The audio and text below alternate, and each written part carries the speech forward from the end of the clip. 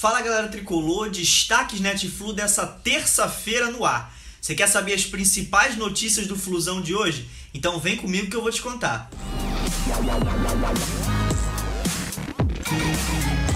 E apesar do empate amargo com o Atlético Mineiro por 1-1 no último sábado, lá no Maracanã, as chances matemáticas do Fluminense de queda para a Série B diminuíram. No início da rodada, elas eram de 41%, e ao fechamento da rodada caíram aí para 39%, né? 2% a menos. Isso se deu porque todos os concorrentes diretos do Fluminense na luta ali contra o rebaixamento acabaram perdendo ponto. O Botafogo, o Ceará e o CSA perderam seus jogos e o Cruzeiro empatou por 0-0 com o Avaí no Mineirão ontem, né? Na noite da última segunda-feira. Na próxima rodada, o Fluminense enfrenta o CSA, né, lá no estádio Rei Pelé, em Maceió. Mais um concorrente direto aí, né, um confronto direto. E precisa vencer desesperadamente o Flusão para poder sair dessa situação, né? Para poder sair do Z4 e se livrar dessa situação tão incômoda.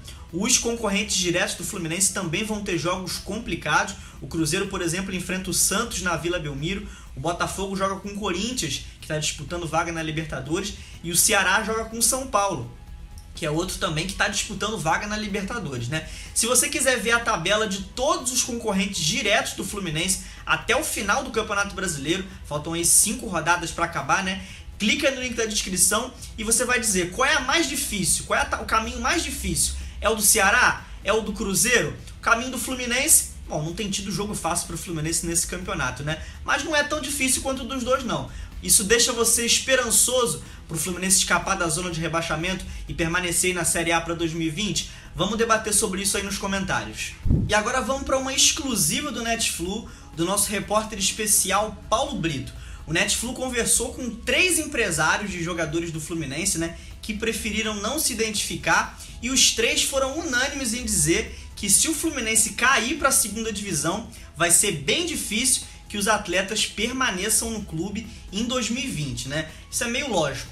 O clube caindo, a receita baixa, só de cota de televisão, por exemplo, o Fluminense vai receber cerca de 60 milhões de reais a menos para um clube que já está endividado, né, cheio de problemas. Se cair para a Série B vai ser desastroso economicamente. Isso vai acabar refletindo aí, né, na montagem do elenco para ano que vem, que vai ter que ser um elenco bem mais barato e com jogadores menos conhecidos, né? Mas se você quiser ler a matéria completa do Paulo Brito lá no Netflu, clica no link da descrição que você vai ler essa matéria completa. E vamos torcer para que o Fluminense consiga se manter na Série A, que é o seu lugar de direito, né? E possa alçar voos maiores aí em 2020, voltar a brilhar, voltar a disputar títulos no ano que vem.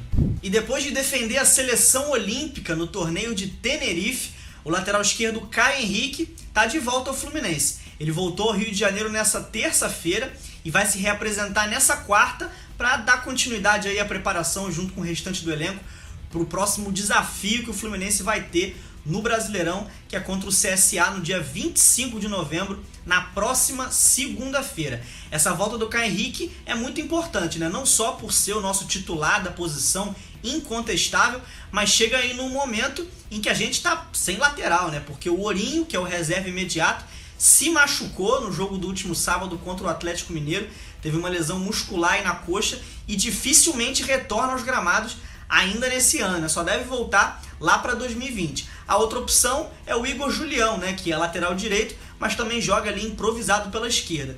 Então, essa volta do Caio Henrique é importantíssima e vamos torcer para que ele, juntamente com o restante do time, consiga levar o Fluminense à vitória no próximo jogo contra o CSA, que o Fluminense tanto precisa para escapar dessa zona perigosíssima no Brasileirão. E eu nem queria falar muito sobre esse assunto, que é para não dar muito holofote, né? Mas a nossa missão aqui é informar vocês, torcedores, sobre o que está acontecendo. E o Fluminense está voltando a ser alvo de chacota aí nas redes sociais, né? Por conta desse assunto de tapetão, dessa besteira, né? Recentemente, o Vasco, surgiu a notícia de que o Vasco pode ter um jogador aí, Cleiton, que tá irregular, né? O Vasco poderia perder pontos por conta disso na tabela do Campeonato Brasileiro. E foi o bastante para que várias pessoas já começassem a acusar o Fluminense de estar por trás disso, de ter feito essa denúncia, né? E ontem, na segunda-feira, no jogo entre Cruzeiro e Avaí no Mineirão, empate em 0-0, radialistas da rádio 98 FM de Belo Horizonte culparam o Fluminense, veja só, pela incompetência do Cruzeiro de não ter conseguido vencer o jogo em casa. Eles disseram que o Fluminense deve ter oferecido dinheiro pro Avaí, fizeram acusações muito sérias, né? Que o Fluminense deve ter oferecido mala branca ao Avaí. Veja só, o Fluminense, que tá aí todo endividado, né? Com dificuldade até de pagar os salários dos próprios jogadores, isso é público, todo mundo sabe, vai oferecer dinheiro para outro clube para que ele não perca para um concorrente direto, né? É lamentável o que estão fazendo, o Fluminense vem sendo achincalhado aí e a diretoria precisa fazer alguma coisa. Você acha que a diretoria tem que se meter nisso para poder retomar aí o respeito? E nós, torcedores, também temos que defender o nosso clube aí nas redes sociais, porque o que estão fazendo com o Fluminense é uma brincadeira de mau gosto. Isso aqui é mais um desabafo mesmo do que uma notícia em si. E o gol sofrido pelo Fluminense contra o Atlético Mineiro no último sábado não foi o primeiro que o Fluminense sofreu nesse Campeonato Brasileiro no finalzinho do jogo. Pelo contrário, o Fluminense é um dos times aí que mais sofreu com gols nos minutos finais nesse Campeonato Brasileiro. Ao todo, o Fluminense sofreu aí 7 gols depois dos 40 minutos do segundo tempo, e esses gols custaram 5 pontos ao Fluminense.